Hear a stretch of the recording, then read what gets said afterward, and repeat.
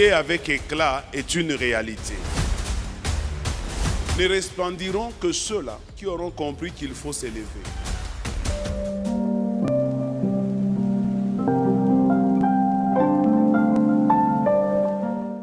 Rendons les honneurs à l'homme de Dieu, le bishop Kobin Chibanda. Nous poussons des cris de joie. Nous l'accueillons chaleureusement.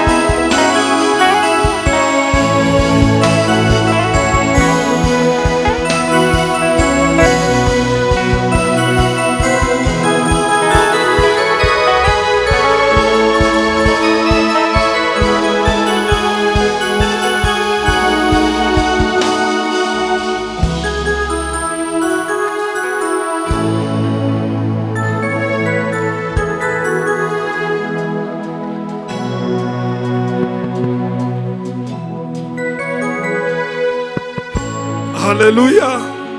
Est-ce qu'on peut lever notre main? Est-ce qu'on peut balancer, saluer la présence de Dieu? Alléluia. Il est tellement ici.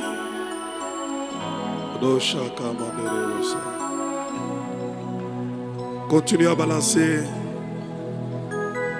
Alléluia. Shakanara Manderego Santa. Shikirebe Santa Yamakanda. Odash. Alléluia.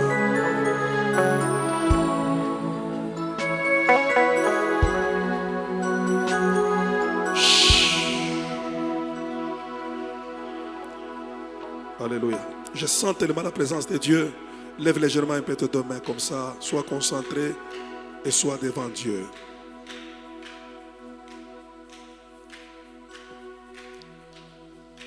Oh, niwe karibu nawe, Mungu wangu. Oh, hata katika tabu.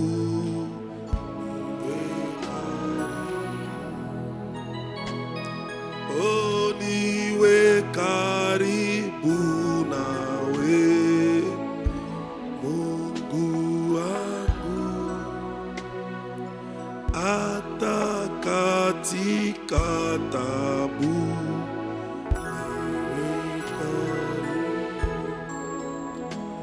Oh, na nyatani kokota.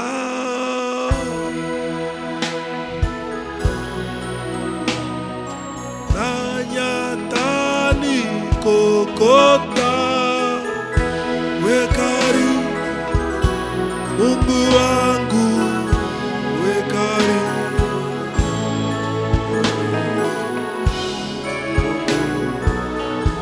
wa mapendo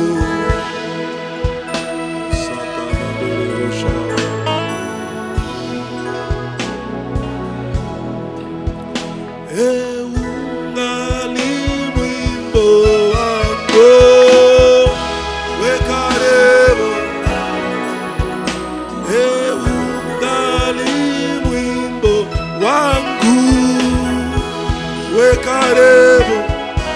Alléluia.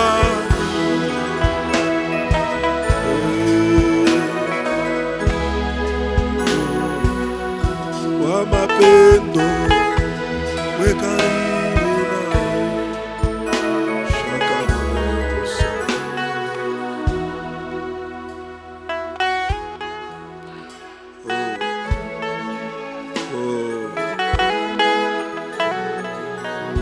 Oh, dakama.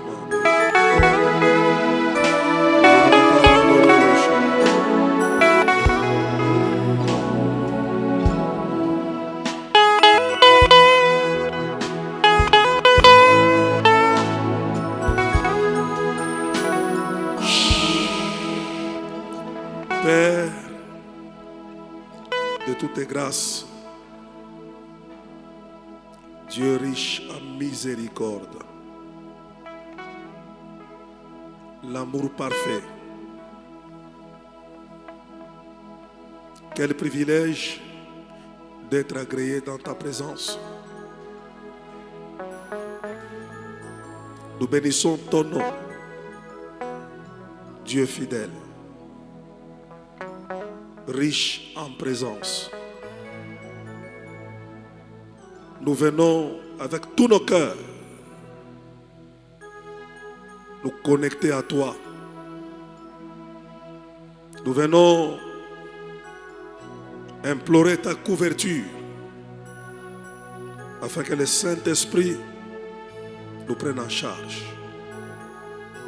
Seigneur, ce soir, c'est ta saison.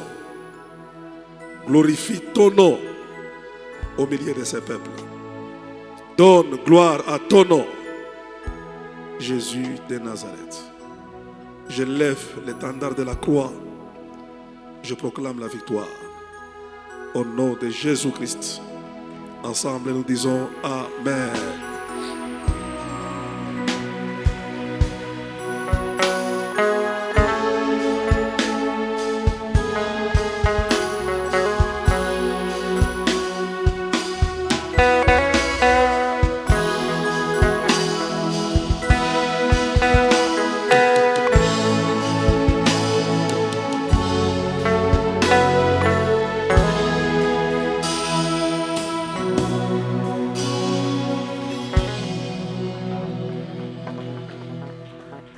Waouh! Nous bénissons Dieu pour la fraîcheur de sa présence. Celui qui est sensible esprit, il peut sentir combien Dieu remplit ces lieux. Je le sens vraiment dans mon cœur et je bénis sa fidélité. Merci encore une fois à l'homme de Dieu pour la confiance renouvelée. Chaque fois, il nous associe à ce grand travail. Cette église, c'est une grande vision, c'est une grande œuvre. Des fois, vous-même, vous êtes à l'intérieur, vous ne vous rendez pas compte de ce que vous êtes et de ce que Dieu est en train de faire au milieu de vous. Savez-vous quoi? Il y a des églises, quand vous y venez, c'est que vous devez tout apporter vous-même. Mais ici, on trouve déjà votre Dieu est là. Vous avez déjà une présence permanente de Dieu. Soyez-en fiers. Parce que la gloire et la richesse d'une église, ce ne sont pas des bâtiments, ni la décoration, mais la présence de Dieu. Est-ce que vous pouvez acclamer le Saint-Esprit au milieu de vous? Gloire à Dieu. Gloire à Dieu. Alors ce soir, ce que je sens là, je sais que Dieu veut aider beaucoup de gens. Dieu veut prendre en charge plusieurs personnes. Alors laissez-moi exhorter pendant quelques minutes et consacrer le reste du temps à la prière afin de permettre au Saint-Esprit d'agir et de travailler. Je crois Colossiens chapitre 1, le verset 12, nous l'avons lu le premier jour de mon introduction. Dans ces versets, Paul rend grâce à Dieu qui lui a rendu capable de prendre part à l'héritage des saints dans la lumière. Dieu qui les a transportés des ténèbres à la lumière. Dieu qui les a délivrés de la puissance de Satan vers les royaumes de son Fils, de son amour. Je l'ai dit que dans ces versets, j'ai découvert que les saints ont un héritage. Les saints ont un héritage. Et l'héritage, c'est l'ensemble de tous les biens que le Père a préparés pour ses enfants. Je voudrais vous encourager en tant qu'enfant de Dieu que être un enfant de Dieu n'est pas moindre. C'est le plus grand titre dans le royaume des cieux. Pourquoi? Parce qu'en devenant enfant de Dieu, le Seigneur vous considère comme des ayants droit. Votre nom est placé sous la liste des ayants droit. C'est qu'il y a des choses que Dieu vous donnera, pas parce que vous les avez demandées, mais tout simplement parce que vous êtes enfant de Dieu. J'ai aimé comment il a réagi lorsque la femme cananéenne a demandé le miracle.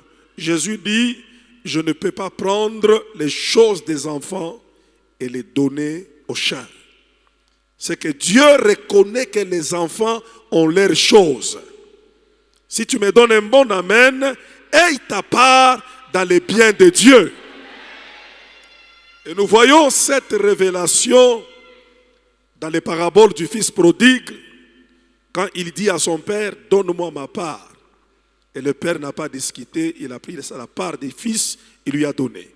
Ce soir, tu ne dois pas supplier, tu dois demander, parce que tu as droit de recevoir l'héritage que Dieu a préparé pour toi.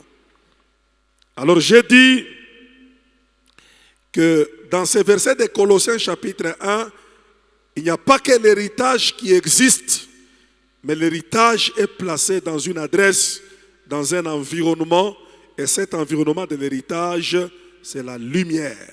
La lumière. L'héritage est dans la lumière. Alors les héritiers savent qu'ils ont l'héritage, mais les héritiers doivent atteindre le territoire ou l'environnement de cet héritage pour le posséder. C'est pourquoi Paul dit, nous rendons grâce à Dieu qui nous a rendus capables de prendre part. C'est qu'on n'était pas capable, mais il nous a rendus capables. Parce qu'il nous a transportés des ténèbres à la lumière. Si tu me donnes un bon amen, que Dieu te transporte des ténèbres à la lumière. Waouh, je sens vraiment une présence de Dieu douce qui agit dans mon cœur. Il y a un Dieu puissant ce soir en ces lieux. C'est ton amen qui ne croit pas. Ton amen n'est pas très costaud vraiment. Trouve un amen qui manifeste que Dieu est ici. Il nous a rendus capables. Les choses de Dieu, des fois, pour les obtenir, il faut que Dieu lui-même te rende capable. Que Dieu te rende apte de les obtenir. Dieu les a transportés et c'est ce transport vers l'environnement de l'héritage qui est la lumière que Paul appelle la délivrance. Il nous a délivrés de la puissance de Satan. Vous pouvez avoir des promesses, des choses que Dieu vous a préparées, mais à un certain niveau, la délivrance devient incontournable. Canaan a existé pour Israël, mais ne pouvait pas y accéder s'ils ne sont pas délivrés de l'Égypte. Je vis la souffrance de mon peuple, je les ai préparés un Canaan, là où coule le lait et le miel, mais pour qu'ils arrivent à Canaan, il fallait que les dieux les délivrent de la puissance de l'Égypte. Dis à ton voisin que la délivrance est incontournable. Il y a des choses, des fois, tu peux les aspirer, tu peux les chercher, Tu peux les désirer en tant qu'enfant de Dieu, mais si quelque part les puissances des ténèbres continuent à te contrôler, tu risques de les saluer de loin et de ne pas les expérimenter. C'est pourquoi ce soir, je fais cette déclaration. Je voudrais que Dieu répande une onction de la délivrance comme une implication personnelle de Dieu lui-même afin de te rendre capable de posséder ton héritage. Il nous a transportés dans la lumière. C'est que voyez-vous que la lumière devient une exigence. La lumière devient une nécessité. C'est là que Dieu dépose ton héritage. Et quand je parle de la lumière, je ne parle pas de l'éclairage, comme l'ampoule. La Bible dit, au commencement, était là la parole. Et la parole était avec Dieu, et la parole était Dieu. Tout ce qui existe a été créé par elle. Et en elle, dans cette parole, il y avait la vie. Et c'est cette vie qui était dans la parole qui était la lumière des hommes. Et cette lumière éclaire tout homme. Cette lumière éclaire tout homme. Lorsque ça t'éclaire, tu ne peux pas marcher dans les ténèbres. Tu deviens véritablement héritier parce que ton héritage est dans la lumière. C'est pourquoi Jésus vient, il est dit autrement en disant, vous connaîtrez la vérité et la vérité vous affranchira. Il y a une vérité à connaître que j'appelle la lumière.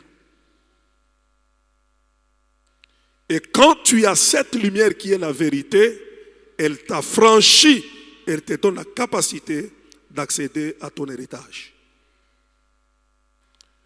J'ai dit, voilà Dieu dans sa grande vision de la création. Il a ça dans son esprit. Il veut faire de grandes choses dans la création. Mais la Bible dit qu'il y avait des ténèbres sur la surface de la terre. Les ténèbres ont toujours été un obstacle. Les ténèbres empêchent toujours plusieurs personnes à ne pas expérimenter de grandes choses. Dieu, avant d'aller plus loin avec sa vision de la création, il va faire la première création.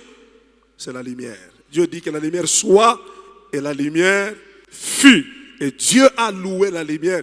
Il a trouvé que la lumière était une très bonne chose. C'est cette lumière qui l'a permis maintenant à continuer la vision de la création.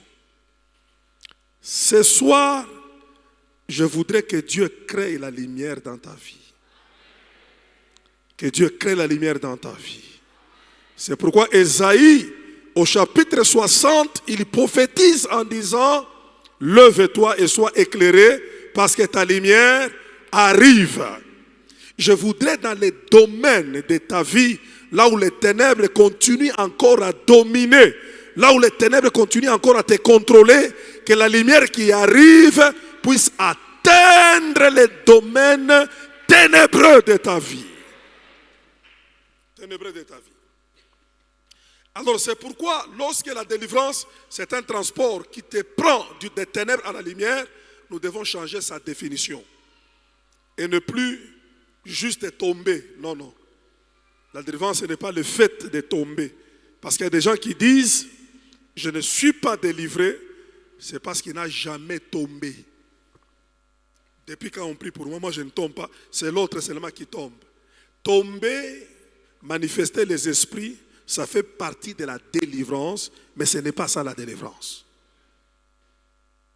C'est quoi alors la délivrance? La délivrance, c'est acquérir la lumière ou la connaissance de Dieu. La connaissance selon Dieu, voyez-vous, obtenir la lumière ou la connaissance selon Dieu dans les domaines de ta vie ténébreux. C'est-à-dire que dans les domaines où tu es encore ignorant, où tu ne sais rien, où tu crois que tu ne soupçonnes rien. Mais c'est dans ces domaines-là où l'ennemi a caché les raisons qui te font souffrir. Parce que la puissance de Satan ne pas dans ses cornes ni dans sa queue. La puissance de Satan est cachée dans l'ignorance. Si mon peuple périt, la Bible dit, c'est parce qu'il lui manque la connaissance. L'absence de la connaissance, c'est ça que nous appelons l'ignorance ou les ténèbres. Quand il y a ténèbres, quand il y a ignorance, Satan en profite, il lui prend les raisons, il lui prend les causes, il lui prend, comment je peux appeler, les conséquences. Il cache dans ton ignorance et toi tu souffres. Aussi longtemps que tu ne découvres pas ce qui te fait souffrir, je te dis la vérité, tu ne seras pas délivré. Est-ce qu'on est ensemble? Votre attention s'il vous plaît parce que nous devons prier, mais je voudrais t'amener à la délivrance par la révélation de la lumière. C'est pourquoi j'ai donné l'exemple de Élisée. Il entre à Jéricho, on lui dit, dans cette ville il y a la mort. Dans cette ville, il y a la stérilité. Ici, Jéricho, c'est l'image de la vie des hommes, l'image des familles, l'image des villes. Il ne manque pas toujours des problèmes. Tu peux avoir un coin où les choses marchent, mais dans un autre domaine, les choses ne marchent pas. J'ai dit que ce qui est important, ce n'est pas la fumée que tu as constatée dans ta vie, mais c'est le feu qui fait sortir quoi? La fumée. C'est que la délivrance ne consiste pas à s'attaquer à la fumée. On n'éteint pas la fumée, mais on éteint le feu qui provoque la fumée. C'est pourquoi Élisée prend un plateau neuf. Il met du sel et il va à la source de la rivière. Amenez-moi à la source de la rivière. C'est là qu'il a jeté le sel. Ça veut dire quoi? Ça veut dire tout simplement que chaque problème, chaque difficulté, chaque souffrance, chaque maladie a sa source. Qui dit la source parle de la cause. Qui parle de la source parle de la racine. Qui parle de la source parle de la raison qui justifie ce qui arrive dans ta vie. S'il y a la mort, il y a la stérilité, c'est parce qu'il y a une source qui alimente ce qui arrive. Et la délivrance consiste à laisser les conséquences, à aller à la source, à la cause, à la raison. Et si vous êtes là, regardez dans l'histoire là, Élisée n'a pas encore jeté. Il n'a rien fait, mais il fait déjà la déclaration, il dit, il n'y aura plus la mort ni la stérilité. Pourquoi il a l'assurance? C'est parce qu'il sait qu'il est dans le bon endroit. Ça ne ratera pas là-bas. Donnez-moi un bon amen. Est-ce que tu connais la source de ton problème? Est-ce que tu connais la cause de ton problème? Est-ce que tu connais la racine de ton problème? Jésus a dit, toutes les plantes que mon Père n'a pas plantées, parce qu'il y a des choses qui ne viennent pas de Dieu, mais qui poussent dans votre vie. Jésus dit, si tu constates que ça, ce n'est pas de moi, qu'est-ce que tu feras? Tu vas déraciner, pas couper. Si tu pries, tu gênes, et que les choses ne changent pas, donc tu coupes l'arbre, tu ne touches pas la racine de l'arbre. Quiconque touche à la racine de l'arbre, ça finira par changer. Et je déclare ce soir, après cette retraite, qu'il y ait véritablement de grands changements. Mais le mystère de la racine, c'est quoi? La racine est enfouie dans la terre et n'est pas à la surface. L'image du secret. Je prie Dieu ce soir que le Dieu de l'esprit de révélation élève ton esprit afin que tu saches la racine de ta stérilité, la racine de ton célibat, la racine de ta maladie. Qu'est-ce qui fait que les choses ne marchent pas? C'est ça la délivrance. Et on ne peut pas accéder à la racine qui est l'image du secret sans la lumière que j'appelle la révélation. C'est pourquoi le ministère de la délivrance, premièrement, ce ne sont pas des ministères de prière et de jeûne, ce sont des ministères d'enseignement. Vous connaîtrez la vérité et la vérité vous affranchira. Jusque-là, je crois que j'ai rappelé seulement. Maintenant, je vais ajouter de nouveaux éléments. Est-ce qu'on peut acclamer Dieu très fort? Alors, il y a des zones ténébreuses dans la vie des humains. C'est difficile de connaître ce qui se passe dans ces zones-là. Et le diable, le plus souvent, il utilise ces zones pour placer les causes qui dérangent vos vies. Parce que dans la prière, nous allons faire mention aussi à ces zones ténébreuses. Et après, nous allons prier maintenant pour les combats à ne pas négliger. Les combats à prendre au sérieux afin que Dieu nous donne la victoire. Est-ce qu'on est ensemble? Je pense qu'il y en a beaucoup. La première zone ténébreuse qui cache les secrets qui te font souffrir, à moins que Dieu te donne la lumière ou la révélation, c'est la nuit. Est-ce qu'on peut répéter la nuit? Encore? La nuit. Il y a des esprits qui n'opèrent que la nuit. Pourquoi la nuit?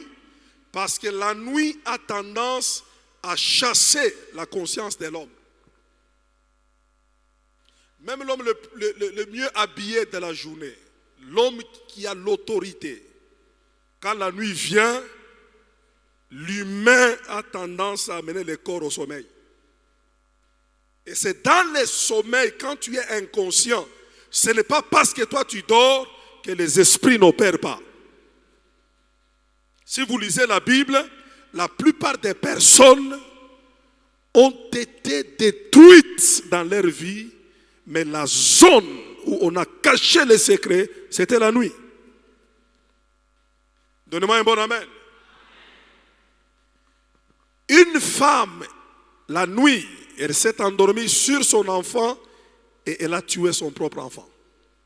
Papa, quel est ce sommeil-là où tu peux dormir sur ton enfant jusqu'à ce qu'il va mourir? C'est que j'ai compris que dans le domaine de la nuit, par rapport au sommeil, il y a des gens qui dorment et il y a des gens qu'on fait endormir. C'est différent. Pose la question à ton voisin. Toi, tu dors, bien on te fait endormir. Celui qui dort, même si dans le sommeil, il est lui. Mais celui qu'on fait endormir, il y a des opérations qui peuvent se passer. Il ne sera pas au courant jusqu'à ce qu'il va tuer lui-même par la nuit quelque chose de très important dans sa vie. Beaucoup de choses, la zone qu'on utilise pour mettre ce qui te tue, c'est quand la nuit vient. C'est pourquoi j'ouvre une parenthèse par expérience. Il y a certaines montées avec Dieu, c'est seulement quand tu maîtrises la nuit. Ah, il y a une différence entre prier pendant la journée et prier la nuit.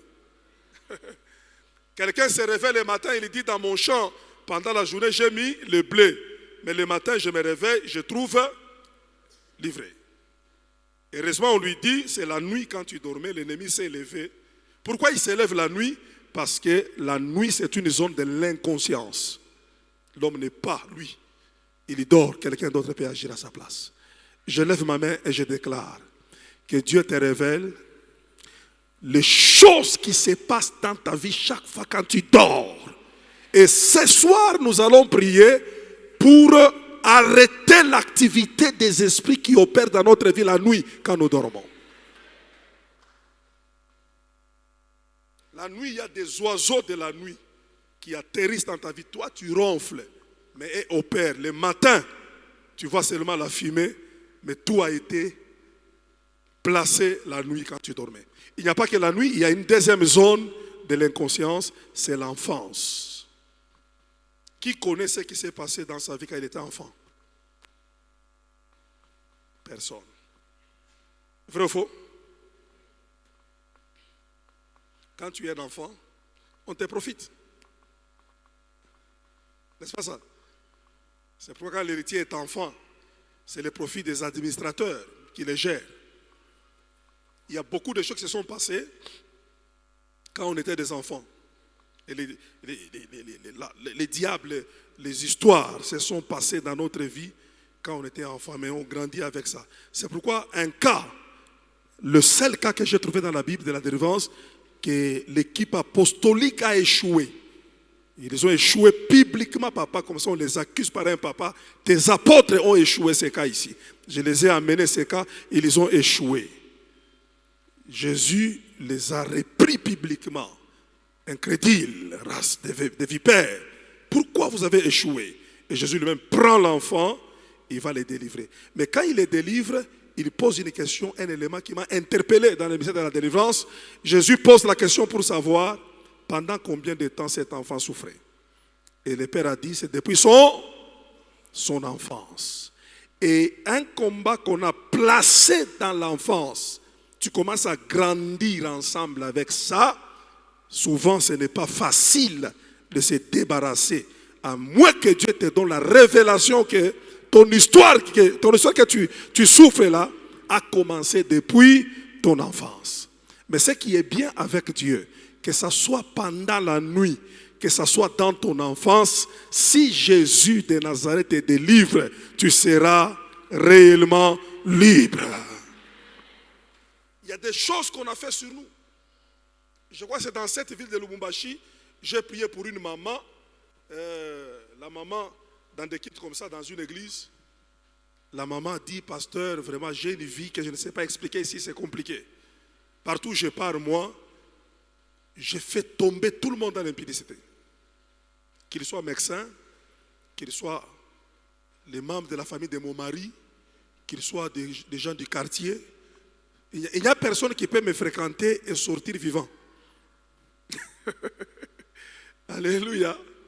Voyez-vous, et pour maintenant démontrer la possession, cette maman a fini par coucher par son propre garçon, le cadet.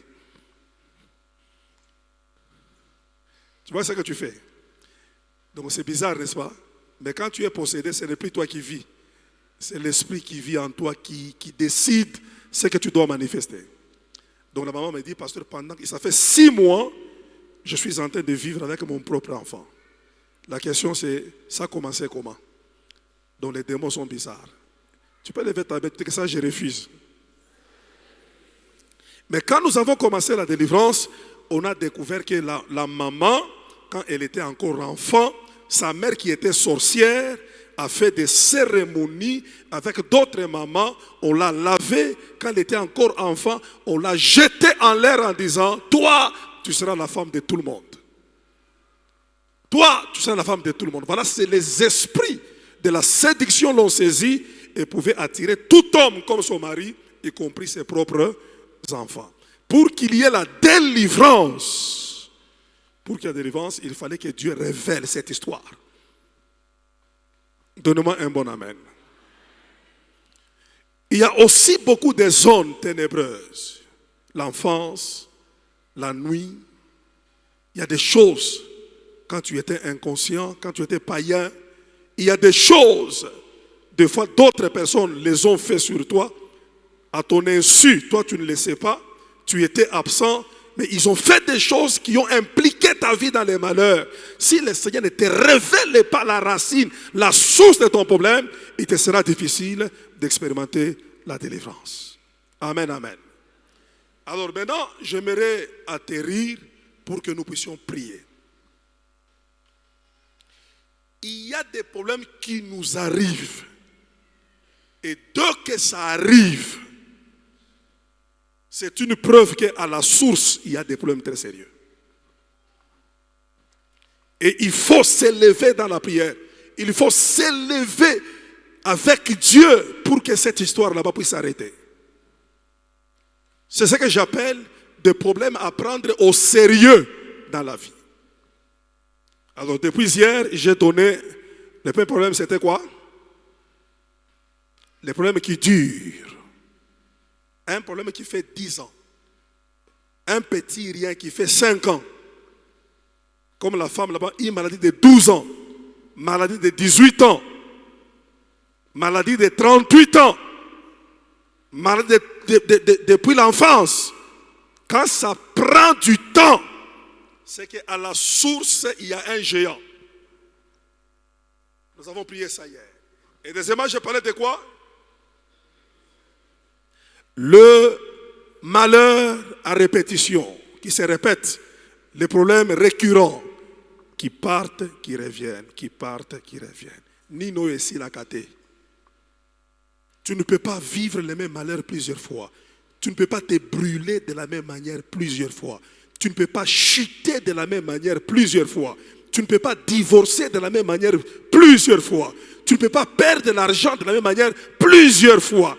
Quand tu vois que ça se répète, c'est qu'à la source là, il y a un géant. Donnez-moi un bon amen. Et troisièmement, j'ai parlé de quoi? Là, la pluie des problèmes. Dans peu de temps, tu es visité par beaucoup de problèmes. Tu es attaqué de tous côtés. Ta vie ne respire pas. Il y a des malheurs que tu ne sais pas maîtriser. Le matin, tu as perdu le travail. Le soir, c'est un deuil. C'est tel, on va l'opérer. Il y a une pluie, une conjugaison de circonstances qui exagèrent. Il y a une exagération. C'est-à-dire qu'on veut t'achever. C'est qu'à la source, il y a un géant puissant. Alors pour ce soir, j'ajoute encore 2 ou 3 et puis nous allons prier. N'est-ce pas ça? Ça passe ou ça casse? Ça vous intéresse, hein? Voilà. J'ai donné encore... quoi encore? C'était toi. Hein? J'ai parlé aussi des noms. Il y a des gens qui souffrent dans la vie. Les choses ne marchent pas. Tout simplement les noms que tu as. Les noms que tu as. Les noms que tu as. C'est la lumière qui me fait voir que il m'a dit, dites aux hommes qui ne jouent pas avec les noms.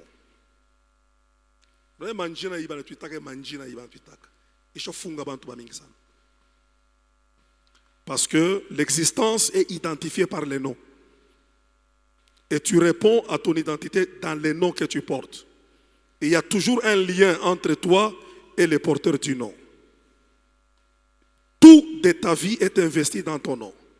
Voilà pourquoi Dieu dit à Abraham, je rendrai ton nom grand. Parce que si ton nom devient grand, même toute ta vie devient aussi grande.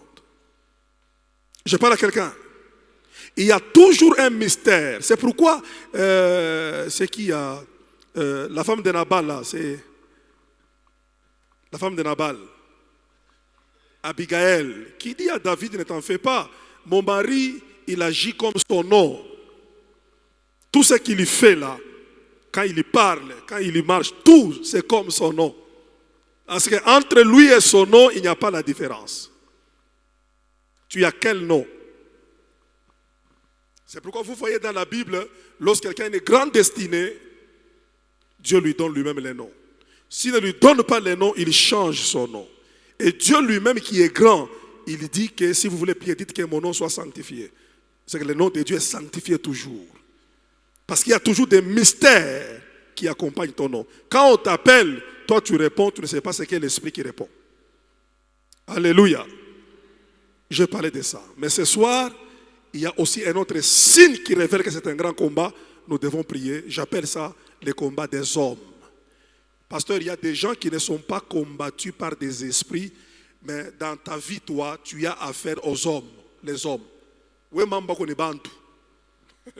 Le diable est parti en vacances, mais il s'est investi dans les hommes. Quand vous lisez Genèse chapitre 6, même Dieu lui-même a constaté que, on dirait que Satan s'est investi dans les hommes. Ils sont devenus tellement méchants au point où ils ont influencé même la création. Dieu a décidé de les exterminer. J'ai lu le psaume. David dit, que peuvent me faire les hommes?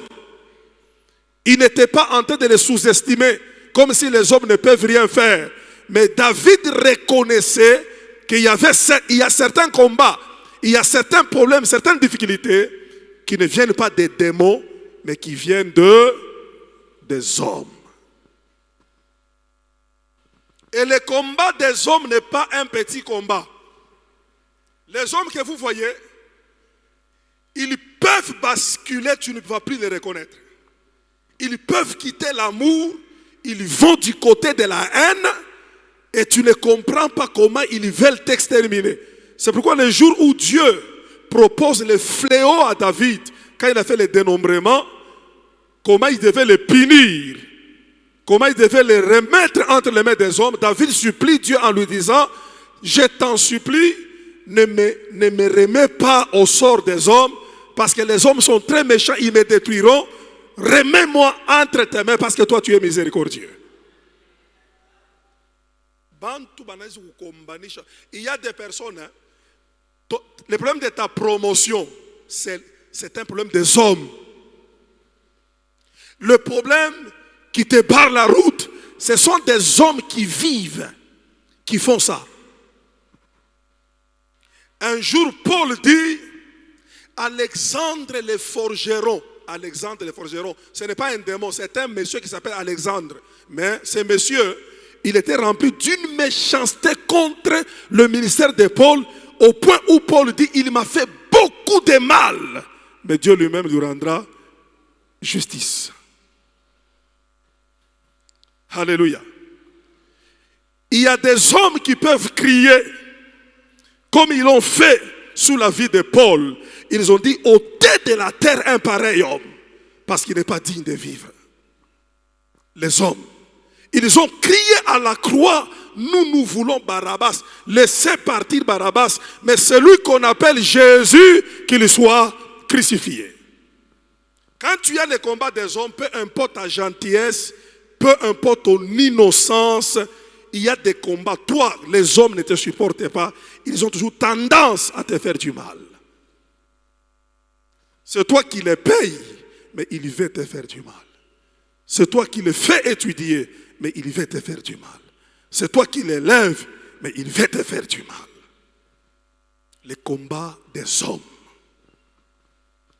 Vita ya bantu banakutesu. Jésus est allé plus loin.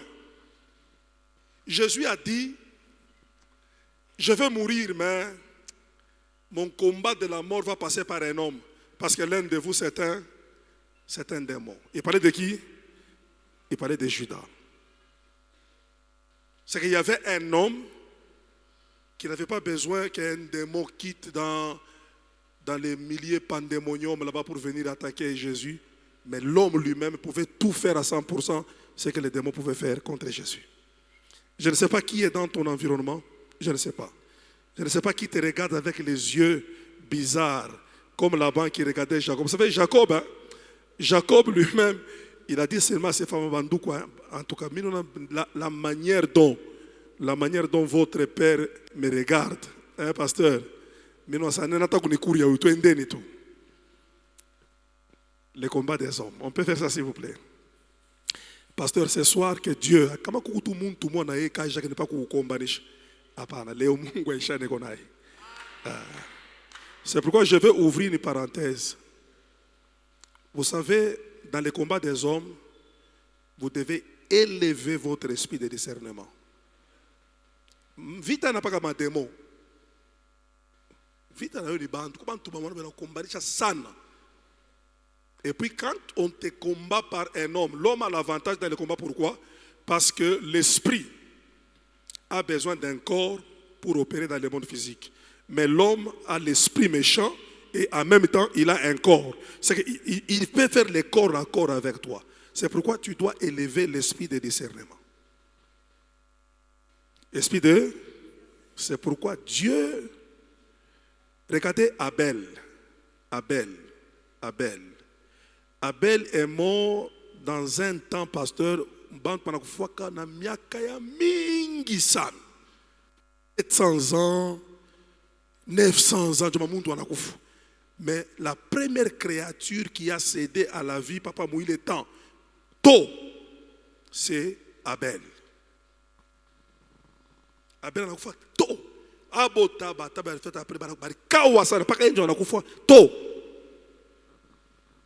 Je lève ma main, je déclare, je refuse la mort prématurée dans ta vie. Mourir, ce n'est pas un problème, mais qu'aucun homme ne te pousse à mourir avant le temps que Dieu a fixé pour toi. Pourquoi il est mort? Parce que Abel était distrait, il n'était pas en train de regarder bien le visage de son frère Caïn. Parce que Dieu dit à Samuel, mi mungu, mi nangariaka ro. N'est-ce pas ça? Moi je regarde au cœur, pas à l'apparence. Mais Dieu qui regarde le cœur, il démissionne dans son domaine. Mon domaine est qu'on a maro, anda comme on a Caïn, tu vois ce que c'est Caïn. Ataka mi shangara ma apparence, mais acha mbe nyangara mbe l'apparence yako. Ton visage n'est pas loin du mal. Mais celui qui a la responsabilité de regarder le visage Abel, il est distrait. Il ne remarque rien jusqu'à ce que son frère va concevoir le plan de la mort, jusqu'à ce qu'il va l'exécuter. C'est parce que quelque part, quand vous lisez bien la Bible, Abel, parce que tu es attentif, tu as contrôlé, mais on a bien. Parce qu'un homme méchant, la méchanceté, tu peux cacher ça, ça finira toujours par se manifester. Ou tu as mon sou là tout. Tu sou là tout, il sou là, papa wango. Tout le monde sou là moi tout, il y a ma problème. Donne-moi un bon amen. Soit les yeux. La manière c'est que quelqu'un te regarde, tu peux comprendre que non. Papa Jacob va regarder. Il regarde, c'est pas bon. Ou soit la manière dont quelqu'un te parle. La Bible dit, le frère de Joseph ne parlait plus en bien. Il ne parlait pas avec amour. Il ne parlait plus comme des amis. Il parlait avec méchanceté. C'est pourquoi les combats, un homme qui veut remporter la victoire, ce n'est pas un homme distrait. Il y a des personnes, tu viens avec la joie, tu es en train d'étaler ton problème, une bonne nouvelle, mais la manière dont il va atténuer ta nouvelle là, la réponse qu'il va te réserver, tu peux comprendre que ici j'ai affaire avec les combats, avec les hommes. Et puis c'est le combat le plus dangereux. Le combat des hommes. Si tu es distrait, on peut te tuer. On peut te tuer. On peut t'éliminer. Ce soir, je veux que nous puissions prier dans les temps qui nous restent ici. S'il y a un homme qui se cache, qui sait que je vais le frapper, la Bible dit les patriarches ont vendu leur frère Joseph. Le combat des hommes. Joseph s'est retrouvé dans la prison parce que les hommes l'ont amené là-bas. Les hommes l'ont amené là-bas.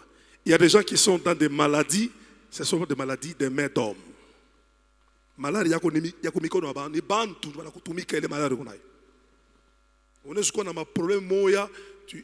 vous dis, il y a des choses qui peuvent arriver. Ce sont les hommes qui sont à la base de ça. Nous allons prier ce soir pour que Dieu nous fasse grâce. Alors je termine, pendant que je parle là, je sens dans mon esprit une dernière chose, rapidement, je parle dans 2 minutes et puis nous prions. Il y a aussi ce qu'on appelle les combats visés. C'est que nous voyons Dieu pour notre faute. Tout le monde chez vous, tout le monde est sur le yala. Mais il m'a dit qu'on a péché quand nous voyons Dieu pour notre faute. Coucou bantu ben ta faute, j'appelle ça les combats visés. On dit il ne faut pas que les femmes hébreues accouchent des garçons. N'est-ce pas ça? Mais en réalité, ce ne sont pas tous les garçons qu'on cherchait. On cherchait un libérateur qui s'appelle qui? Moïse. Il peut y avoir des problèmes au service, un problème dans les quartiers, même un problème dans l'église, même un problème dans la famille. Mais dans tout ce qui se passe là, c'est toi qu'on est en train de faire quoi? Déviser. C'est toi qu'on cherche.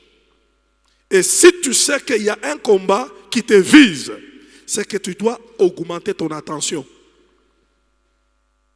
C'est pourquoi autour ni mambo ya bantu bengine.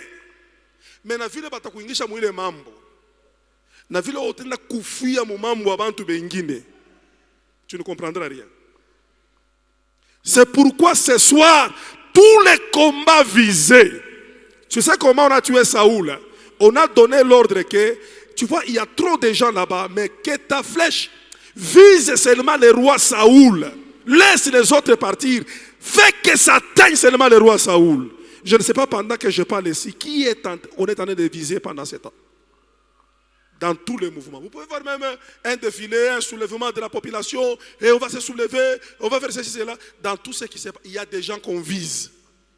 Les autres vont rentrer à la maison, mais toi peut-être, tu vas seulement sortir une balle perdue, paf, tu meurs. Parce que dans tout ce qui s'est passé, c'est toi qui étais visé. Est-ce qu'on peut acclamer Dieu très fort? On se tient debout. La Bible dit que la prière du juste a une grande efficacité. Si tu crois ce soir, tu ne doutes pas, ce que tu demanderas en priant, tu le verras s'accomplir. Je crois dans le Dieu de la prière. Moi je crois. Maombi na chanjaka bintu. Comme Batuku. Je vous dis. Comme Batuku. Moi je vous dis que Maombi il a changé. Regardez un homme comme Daniel, un homme de prière. Comment ces prières ont fermé les gueules des lions. Ils n'ont pas pu ouvrir leur bouche. Parce que la puissance de la prière a fermé les gueules.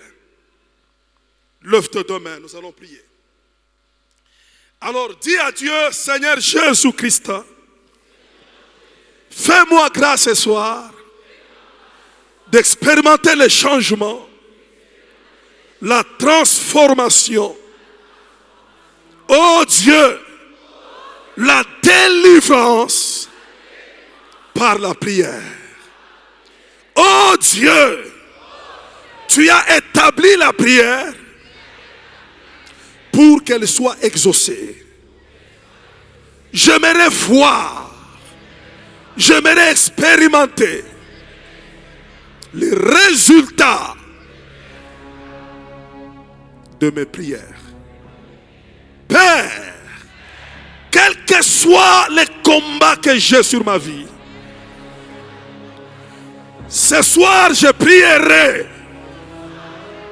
je ferai le changement, je ferai la transformation, je vivrai la délivrance.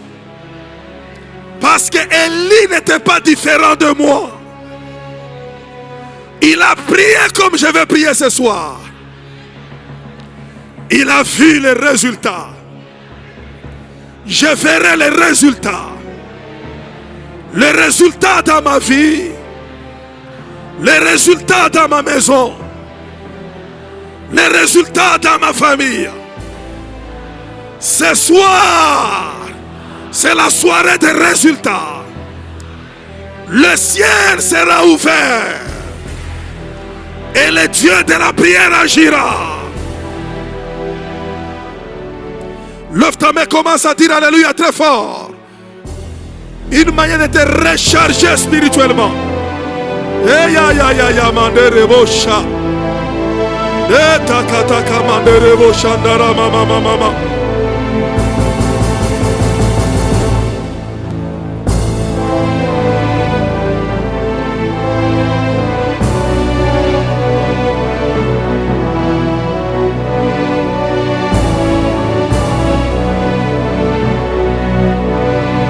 Commence à louer Dieu. Commence à bénir Dieu. Commence à exalter le roi des rois.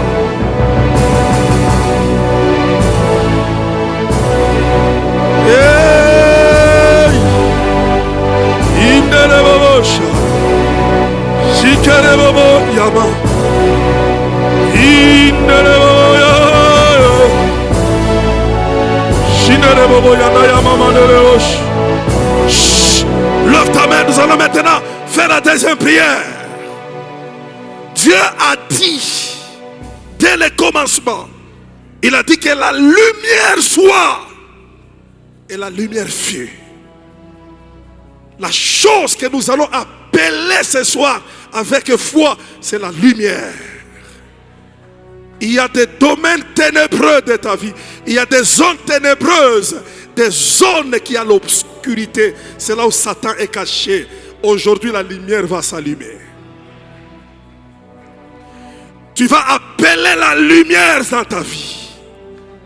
Tu vas appeler la lumière dans ta maison, la lumière dans ton foyer, la lumière dans les problèmes de ta stérilité là. Toi, dis seulement que la lumière soit dans les domaines ténébreux. La lumière dans les nuits, dans tes sommeils. La lumière dans ton enfance. La lumière dans tes rêves. La lumière dans les choses que toi tu ignores. Peut-être il y a un domaine de ta vie qui a l'obscurité. C'est là où Satan est caché. Nous allons crier la lumière, qu'elle puisse entrer dans tous les domaines de notre vie. Élève ta voix et commence à prier pendant ce temps. Aucun domaine de ma vie ne sera épargné. Appelle la lumière dans tes affaires. Appelle la lumière dans ta maison, dans ta chambre à coucher. S'il y a un domaine de ma vie qui n'est pas éclairé par Dieu, s'il y a un domaine de ma vie qui n'est pas éclairé par Dieu, s'il y a un domaine de ma vie qui n'est pas éclairé par Dieu, j'appelle la lumière, j'appelle la lumière, j'appelle la lumière. Toi qui es assis dans la lumière inaccessible, libère ta lumière. Seigneur, tous les domaines de ma vie, ça m'arrive. Je ne comprends pas pourquoi il n'y a que moi. Lève-toi mon Père. Lève-toi Jésus. Lève-toi éternel. L'esprit des rideaux, les rideaux des ténèbres qui empêchent ta vie à ne pas percer et voir. Déchire les rideaux, déchire les rideaux, déchire les rideaux, déchire les rideaux, déchire les rideaux, déchire les rideaux. Déchire les rideaux, déchire les voiles, déchire les rideaux, déchire les rideaux. Brise l'esprit qui sont dans ma propre vie. Laissez-moi les déchirer. Seigneur, dans les noms glorieux et puissants de Jésus, tout rideau qui empêche de voir clair. Pourquoi ceci? J'aimerais que ces rideaux soient déchirés. J'aimerais que ces rideaux soient déchirés. J'aimerais que les rideaux, oh Dieu, lève-toi, Père éternel. Je brise dans les noms glorieux. Qui t'observe de loin et qui est préparé, qui est organisé, qu'on veut lancer pour que ça t'atteigne. Tout ce qu'on prépare, tout ce qu'on organise, tout ce qui est conçu juste contre toi, cette nuit, nous allons les briser. On va les briser. Et laisse-moi vous dire, le plus souvent, c'est quand tout va bien. Nous allons anticiper les laboratoires de nos ennemis.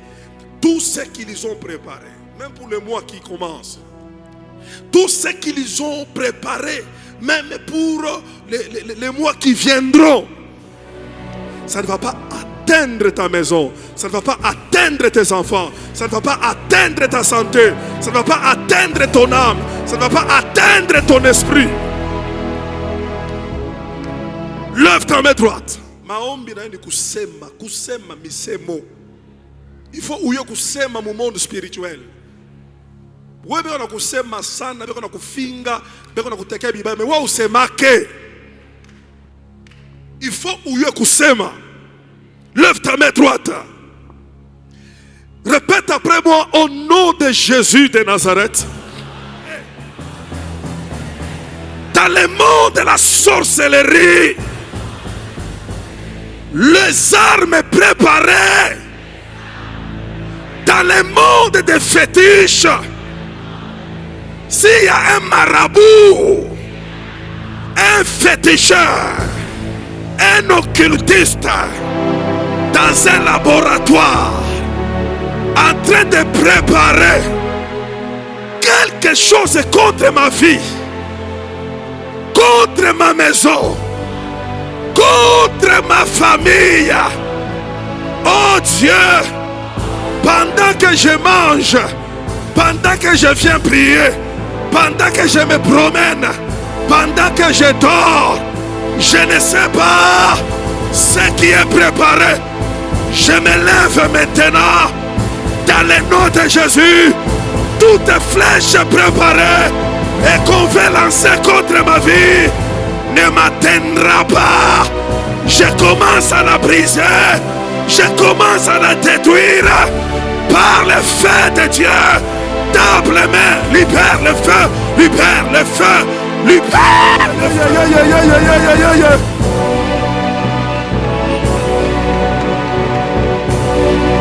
Proclame, brise la proclamation. L'ordre déjà donné. Que comment fera? Père, je détruis les complots de l'ennemi.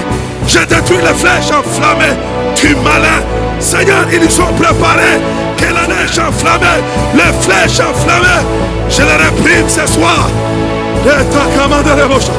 Je mets le feu dans les laboratoires. Les ennemis sont brûlés, les stratégies sont brûlées par le feu de Dieu. Je réprime les lampions, les serpents des ténèbres. La cible. Je ne suis pas la cible. Je ne serai pas atteint. Les chaînes sont en train de tomber.